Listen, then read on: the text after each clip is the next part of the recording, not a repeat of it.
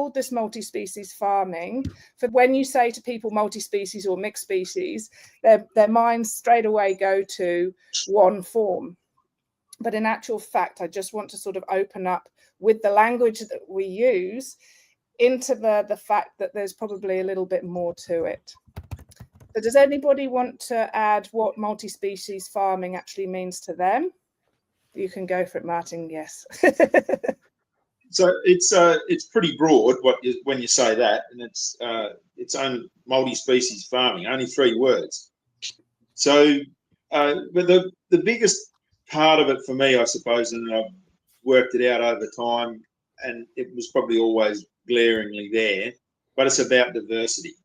And all of the things that we're doing, come what may, with our multi-species, whether it's cover crops or cash crops or grazing crops, any of that, it's just always all about diversity. And it's about getting lots of things happening so that they get to work in symbiosis with each other. And basically, the way I look at it is that's the way the creator created it.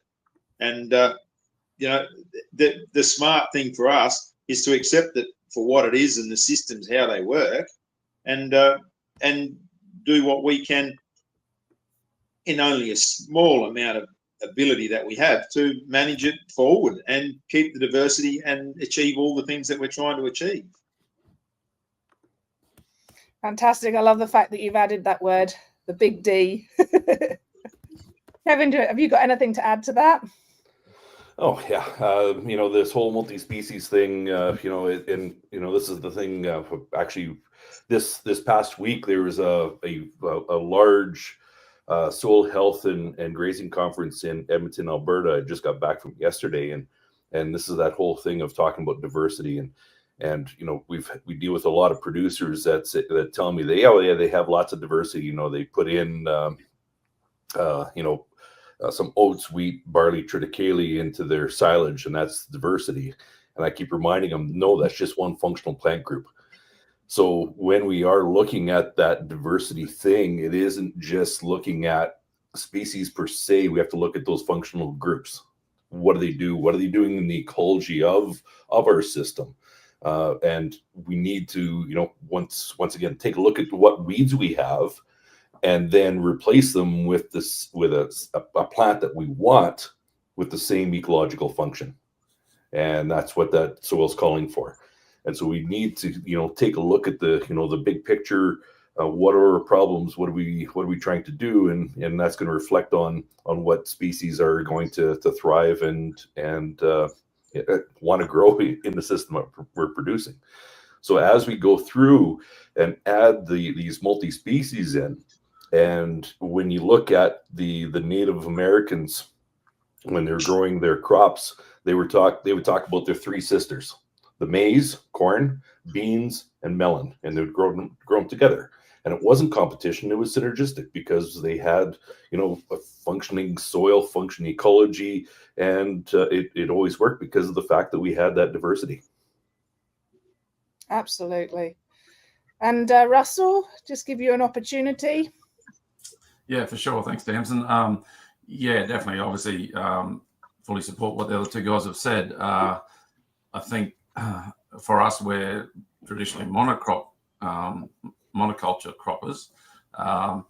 So that puts us in a bit of a different light. We're certainly trying to bring that diversity in through cover crops. And obviously the flow-on effect is also in what it's doing in our soil with our biology and that sort of thing too. So it's not only about the diversity within the plants you're growing and the crops you're growing. I think that then adds fully into the good things that are going on within your soil with that biology and definitely like what Kevin touched on there with weeds.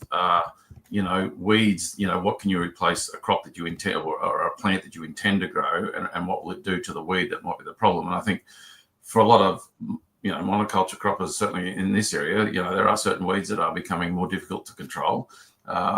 So, if we can go down that multi-species way, in which, I've seen it on our farm, where milk thistles are a problem in the rest of the paddock, not a bad problem, but they're there in the rest of the paddock, but we've done a multi-species crop, and at that one particular point in time, there were no milk thistles at all in that paddock. So, very clearly what we're growing in a multi-species mix can impact on certain plants, you know, in your future cropping program. So for me, it's about understanding all that sort of stuff. You know, I'm only new at this, and hopefully, you know, streamline our system so that we can utilize that multi-species, not necessarily like Martin does in harvesting the crop situation, but utilizing it to probably address issues that we've got across our farm, and obviously still hopefully growing and building our biology and that in the soil as well. Fantastic, thank you. And it's really noticeable actually, because I'm going to add a little extra bit into having a multi-species.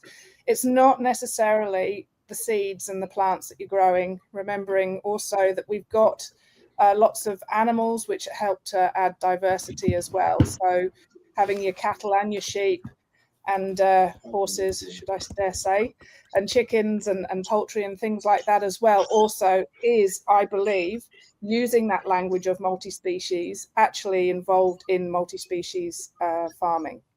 So that was just my little extra bit. Excuse me, Tamsin. Yes, Martin. Can I just take you on a little journey? Yeah, you want to show us your three sisters. So there we are. That's my front yard. Corn, pumpkins, and beans in there.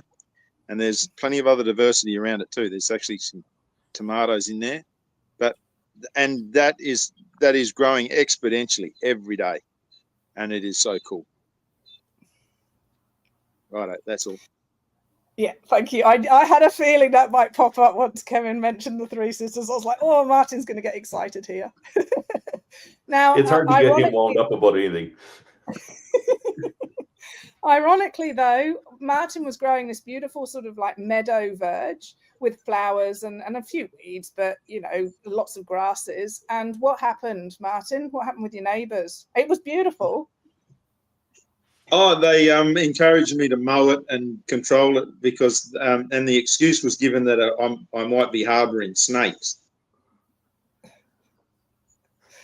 It's crazy, isn't it? I was blown away, and we had butterflies and all the other good little insects, but no, just in case there were snakes, which is, we're in Australia, there's going to be snakes.